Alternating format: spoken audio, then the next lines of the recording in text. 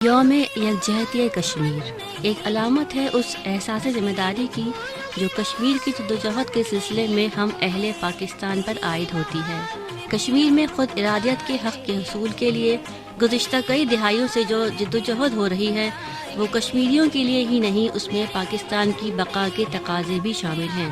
کشمیر کا مسئلہ ایک باقاعدہ منصوبہ بندی کے تحت پیدا کرایا گیا ہے۔ بر صغیر سے جب برطانیہ کے استحصالی دور کا خاتمہ ہوا تو یہاں دو آزاد مملکتیں وجود میں آئیں۔ کشمیر کا مسئلہ نہ ہوتا تو یہاں مغربی طاقتوں کی مداخلت کا کوئی جواز بھی نہ ہوتا۔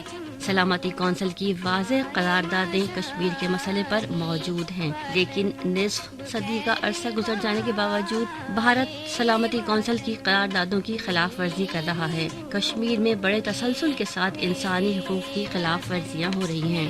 ہر روز معصوم اور بے گناہ انسان قابض قوتوں کی بربریت اور دہشت گردی کا شکار ہو رہے ہیں اور عالمی طاقتیں تماشا دیکھ رہی ہیں۔ بھارت میں بسنے والے کشمیری مسلمانوں کے ساتھ اس کی بے رحمی اور درندگی اپنی انتہا کو پہنچ رہی ہے۔ ہر فرعون نے ہر دور میں یہی روش اختیار کی کہ مخالفت کو شدید بے رحمی کے ساتھ کچل دیا جائے، مگر شیطانی جبر کے مقابلے میں ایمانی توانائی سد راہ بن جاتی ہے اور بالآخر کامیاب ہوتی ہے۔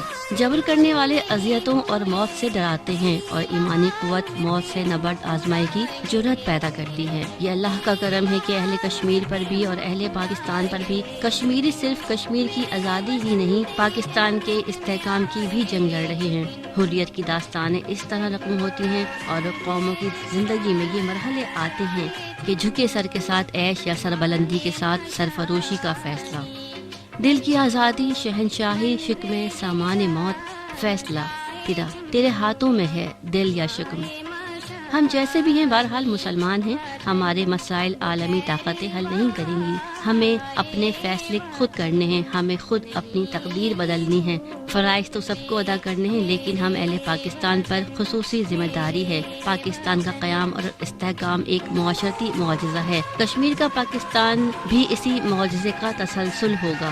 آج وہ کشمیر ہے محکوم و مجبور و فقیر، آج وہ کشمیر ہے محکوم و مجبور و فقیر، کل جسے اہل نظر کہتے تھے ایران صغیر، سینہ افلاک سے اٹھتی ہے آہ سوزناک، مرد حق ہوتا ہے جب مرعوب سلطان و امیر، کہہ رہا ہے داستان بے دردی ایام کی، کوہ کے دامن میں وہ غمخانہ دہقان و پیر، آئے قوم نجیب چرب و دست اتر دماغ، ہے کہاں روزی مکافات اے خدائے دستگیر۔